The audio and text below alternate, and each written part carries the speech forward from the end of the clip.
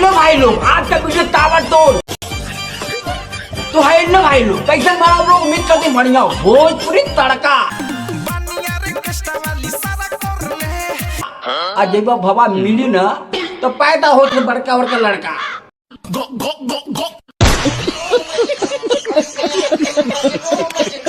लोग बदल दिए लेकिन अने बच्चों ही ना जाई।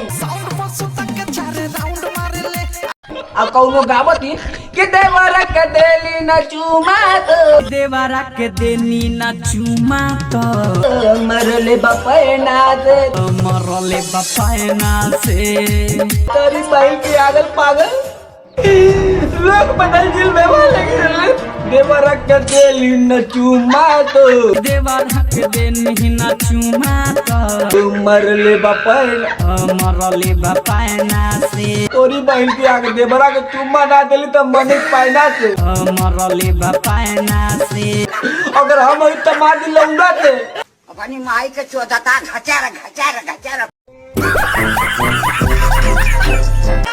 लेकिन भवा यही तो कम रहल है।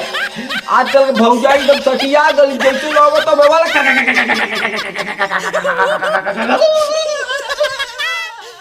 What a joker.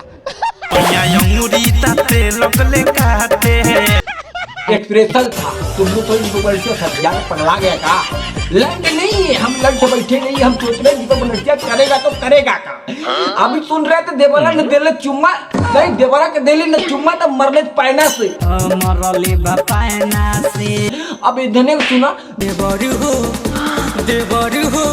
देवर हो दाबा न मोर करी हैया देवर हो दाबन मोर करिया। अच्छा हमको सिखा रिया है। देवर हो दाबा न मोर करी हैया देवर हो दाबन मोर करिया। देवर हो दाबा न मोर करी हैया। अब देवर हो दावा मोर करी हैया देवर हो दाबन मोर करिया। अब करिया दे बाबू तो चुम्मा मंगवा करिए समझ रहा लेकिन चुम्मा मांगने में तेल लगी जे बहुत छिन रहा हो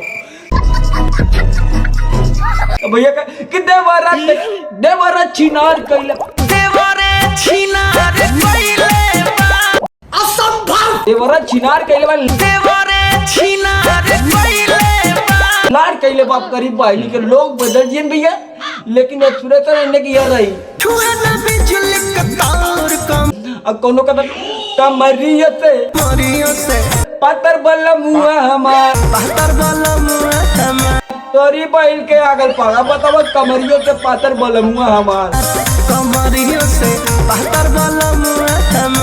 अरे कमर से पत्थर तक अगर बिहार कर ले लू वैसे ही रहल तू छड़ुआ छुट्टा साड़ दिया। आजकल भगवान साड़ घूमतो बढ़ाते हैं जहाँ मन के तो वहीं चराई शुरू देवरे छिनार कइले देखला बेवादा ईगल भोजपुरिया तुक्का अब वही तो कब रहला होलिया के तुला तरीका। अरे दादा एकदम बवाल कइले वो जीते जाओ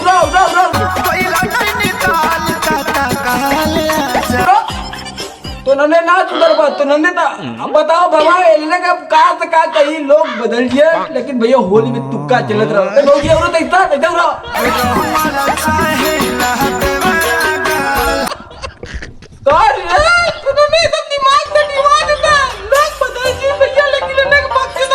बकचोदई ना बदली भैया एक्सप्रेशन वही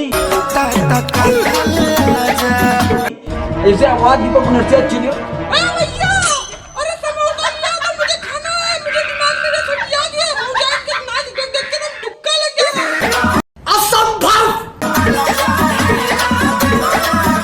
लेकिन नहीं एक्सप्रेशन भैया एक्सप्रेशन तगड़ा। अरे होली परल बाजार के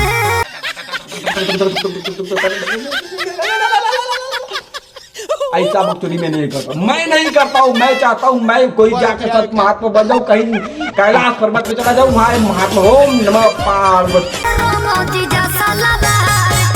नहीं भैया भक्ति लाइन नहीं ये भोजपुरी तुक्का चल रहा है यहाँ पे हम जैसे लोंडे क्या करते हैं लोंडियाबाजी करते हैं लेकिन नहीं भौजी और कमाई रहता बारे भौजी बहुत वाह एकदम नेचर लगा था। चलो ना ना ना जी दे धिंगारे धिंगारे रात पेनी में छेनी सताई दियोगे। खत्म भैया वीडियो तुम लोग लाइक शेयर कमेंट करो, लेकिन करो अभी नहीं करो, अभी करो। हाँ भाई धन्यवाद।